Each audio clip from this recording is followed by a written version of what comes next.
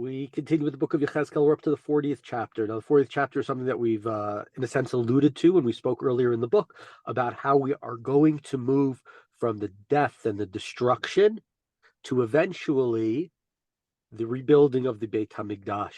We won't rebuild the Beit HaMikdash in the book of Yechezkel, but Yechezkel will envision, will prophesy, will lead Bnei Israel, hopefully, to return that chazkut, that strength of God, that eventually they will go and rebuild the temple. We've already had a number of chapters of a return following the destruction of the Beit HaMikdash, the destruction of Edom, this enemy of Bnei Israel, and so we continue now with much of the with the return, but specifically now we're going to turn towards the temple in this period. Esrim v'chamei shana. So again, we're in the 40th chapter. So now it's the 25th year, legalutenu, of our exile. And presumably here he's speaking again from the year 597 to 582, one might say, is one way of looking at it. Another way of looking at it is looking at this as sorry, I take it back. It's the year. It's from the year. Yes, I'm correct. It's from the year. It's the year 572 or so. So it's right because all the numbering in this book comes from when Yechezkel, along with Yechonia, before the destruction of the Beit HaMikdash, about 11 years earlier, when the nobles of Jerusalem were exiled. So we're in the year about 571, 572. And Be'asor lachodesh barbas reishana achar asher hukta ha'ir be'etzem hayom hazeh hayta la yad Hashem vayaveh oti shama. So it's right. So it's the 25th year, 14 years after the temple had fallen. So again, 572 or so, the 10th day of the month, and God's hand came upon me and brought me there. So this is not the first time that God's hand has come and taken Yechezkel, put him in a valley with bones, brought him to Jerusalem to demonstrate that its destruction is going to happen. So since he's demonstrated the destruction is going to happen, now we should see something else. B'marot Elohim hevani al Eretz Yisrael. I was brought in divine vision. So Yechezkel doesn't say that this happened in actuality. This was in a dream. This was in a divine vision. And he set me down on a very high mountain on which there seemed to be the outline of a city on the south. Vayaveoti shama. V'hinei ish marehu k'mar'en nechoshet u'ptil pishtim biado v'kanei amidav v'hu omeid bashar.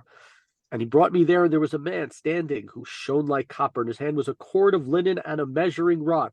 This is similar to what we had earlier in the book, where as well, when Yechezkel was brought to Jerusalem, there was a man who was dressed fully in linen in the early chapters, which was part of the process of the Yechezkel's visions of the destruction of the Beit HaMikdash, his visions of the destructions of Jerusalem, his visions of the Shekhinah, of the Merkavah, of the chariot of God leaving.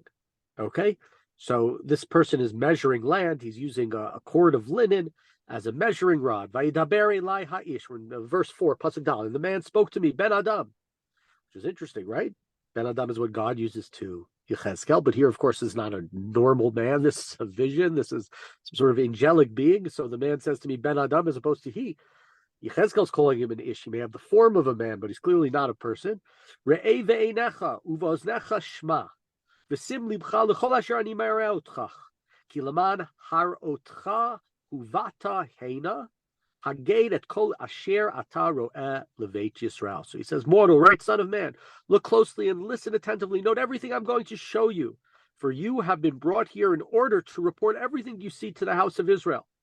Right, and part of this is the Re'eh. If you remember all the way back, when we had the original idea of a tabernacle being built, I'm not talking about Gan Eden, Garden of Eden, which the tabernacles, which the Mishkan, the Beit HaMikdash are sort of modeled after, but the Mishkan design that was given to Moshe.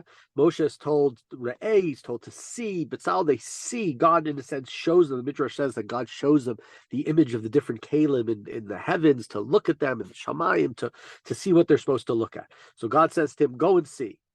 Right? It's kind of like if you read commentaries on the when they talk about the building of the Mishkan and the vessels and the this and the that, and they write about it.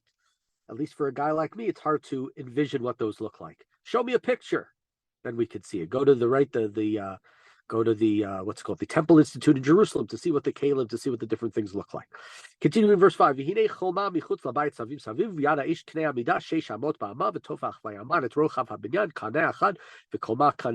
along the outside of the temple area, on the wall of every side, the measuring rod was 6 cubits long that he measured, and 1 handbreadth, and a cubit, and he applied it to the structure. Okay, so he's measuring everything. Again, pictures would be easier.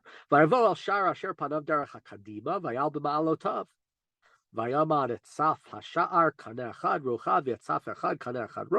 up to the gate that faced the eastwards, and he walked up the steps, and he measured, and it was 1 rod deep and 1 threshold. Okay.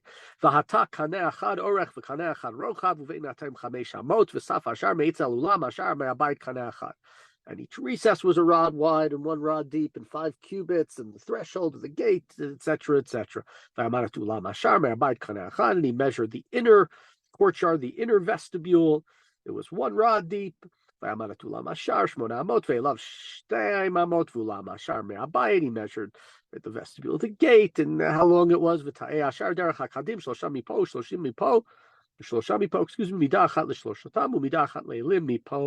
On either side of the eastern gate are these recesses. They're all identical sides. He measured the opening of the gate. It was 10 cubits wide. I know, very interesting. The fronts were barriers, 1 cubit each. Anybody here wanted to become an architect?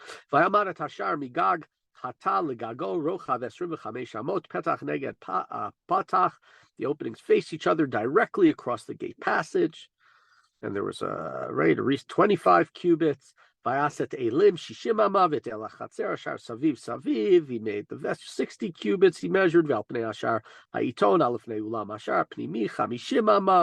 distance from the outer gate to the inner gate was 50 amot. Hema lifnima lashar saviv saviv v'chein le'elamot v'chalonot saviv saviv lifnima ve'el ayel timorim. He's talking about the windows and their frames and where they were and how they were adorned with different decorations and designs. Okay, so just a couple of things here. Just the details. Just look at the details, how he writes everything down, how everything is broad, how it's going to be detailed. This is how the Beit HaMikdash is going to be rebuilt. This is how we have to have it detailed. We have to know exactly what's being shown. It can't be off. It can't be different. We know, especially in the temple, think back to, for example, Nadav and Avihu, the dynamic nature of God. Things in the temple have to be perfect. It's God's house. It's not. It's in a sense. It's the place of concentrated God on the earth. The earth, we make a mistake. We make an error. We can do tshuva, whatever. That's the way it works. In the God's temple, you can't make mistakes. It doesn't work the same way. Everything has to be done in the exact same way, in the exact way that God says. Right, and that's the phrase. If you think back to the book of Shemot, when the Beit HaMikdash is being built, what does it say over and over again? Kasher tzivah Hashem et Moshe. Kasher tzivah Hashem et Moshe. Everything was done exact. It doesn't say the word exactly, but if you allow me, exactly as God had told Moses it was designed. So the details of the design are very important. Continue verse 17. El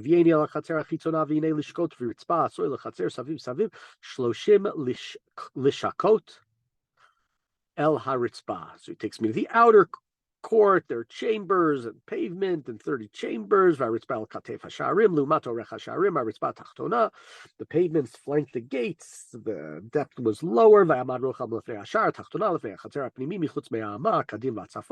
He measured the width of the lower court, the east gate and the north gate. Next, he measured the gate of the outer courtyard. Right,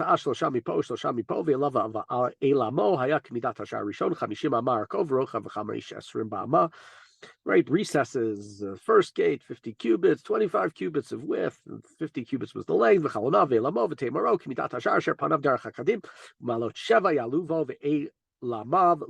Its windows, and those are the vestibules. Its palm trees correspond to those the gates.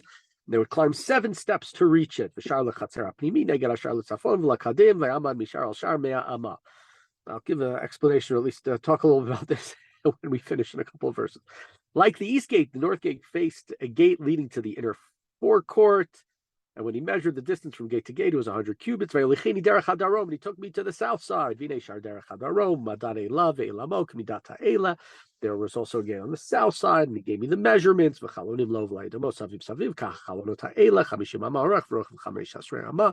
there too, the vestibule, there were the windows, the designs, and also they were 50 cubits long and 25 cubits wide. And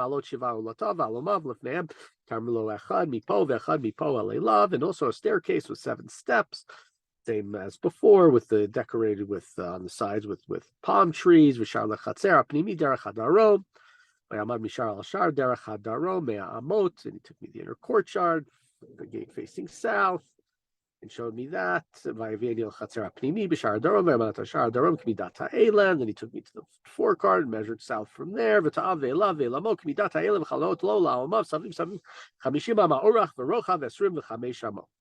It's again the recesses and the vestibules, and they both had windows, and again the 50 cubits long and the 25 cubits wide. Vestibules on both sides. And the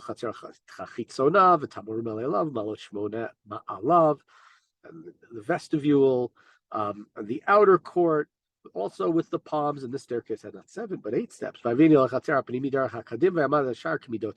me the eastern side, and he measured. It was the same measurements.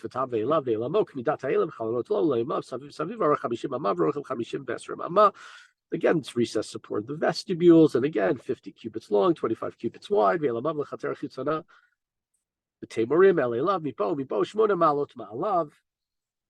Again, the same as the earlier description, with the 8 steps now for the outer court. And he took me to the northern gate, and its measurements were identical. Again, the 50 and the 25. Again, the same, right? The outer courtyard with the decorations on both sides with palm trees, and the 8 steps, 7 steps in the inner, 8 steps in the outer. A chamber opened in the gate, and there the burnt offering would be washed. And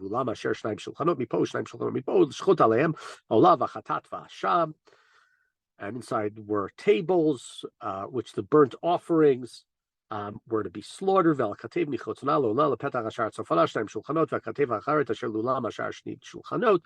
And outside there were also tables. 8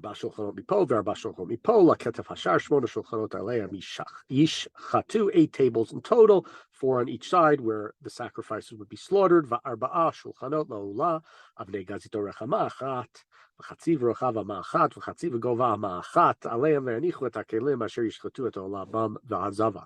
And the 4 tables for the burnt offerings were of hewn stone, 1.5 cubits long and 1.5 cubits wide, and they were laid out with the instruments, right, to do the sacrifices.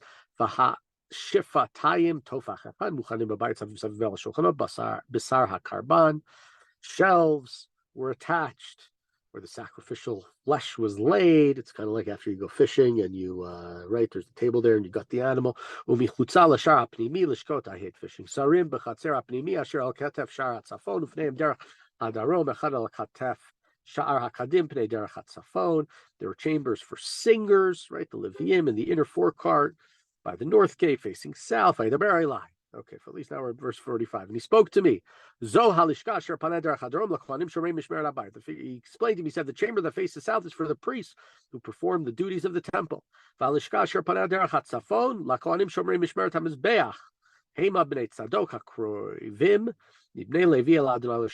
chamber that faces north is for the priests who perform the duties of the altar, the descendants of Tzadok, who alone of the descendants of Levi may preach God to be in attendance. You think of Tzadok, you think of maybe the term the Sadducees during the Second Temple period.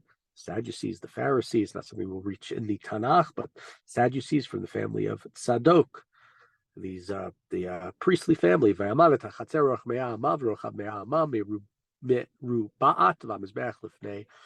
He measured the court 100 cubits long, 100 cubits squared. Okay,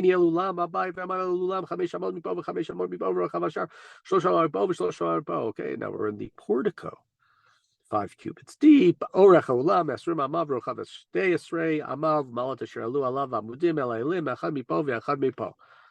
and the portico was 20 cubits wide, 11 cubits deep, and by it was by stairs it was reached, and these were the columns. And so this is where he ends for this first half, at least this chapter, where we end. Now, just I know, very exciting, very interesting, very now you're going to be inspired. Just there's one thing that needs to be said, which is that these measurements that he gives in this chapter are not the measurements of the second temple. And the question is why? And it's not really clear. How do we know that they're not the measurements? Well, we have archaeological evidence that 99% sure that these do not conform. And presumably the main reason why is either Yechezkel was ignored in terms of what he had said that he saw, and they said, "Oh, we're going to build like Shlomo had built the first time around," or as we'll see when we get to the books of Haggai, Zechariah, these are poor people who are not ready to build just yet. They're just not wealthy and to build a beautiful temple when it's first rebuilt, the second temple period, or they didn't understand it, which is very possible. Like I said, if there were pictures, Yechezkel might have been seen it. Back if we go to the Mishkan, Moshe was shown. And maybe Moshe was able to draw it out, or Bezalel and his wisdom was able to understand it in the same way that Shlomo had wise people were able to understand, but maybe the people couldn't understand what Yechezkel wrote. I don't know about you guys. I have no idea. I can't understand the thing that Yechezkel wrote here. So I shouldn't say I can't understand the thing, but basically I can't understand it. So I can certainly, and that's not mean that I'm not a builder. I'm not in construction. I can't envision, maybe if I go on some app that today there's building apps, or there's this or that, or design apps, and it shows you if you put this here, that here, this here, it's a lot easier to do. So maybe if they had that at the time of the Second Temple period, then maybe they would have understood what Yechezkel did, and they would have been able to build the temple in his way. The other thing is there are those, and I don't know if it's a result of because the Second Temple was not built in Yechezkel's design, but there are many commentaries who say he's talking about the third temple. He's talking about the third Beit HaMikdash. Is that what he was referring to? What his prophecy was about? I don't know. It seems unlikely because his message is all about destruction of the first temple and then the rebirth of the nation. But because it was not built in this way, there are those who say that what he's talking about was the third temple. It seems a little stretched for me, but it's hard to simply explain that Yechezkel's prophecies didn't come true, and to just walk them away in that way. But that's interesting discussions, thoughts. So at least beyond the designs, the descriptions, the measurements, the measuring sticks, the measuring tape, how many stairs there were, at least something to contemplate from this chapter on a more larger scope and level. You get that joke about the level?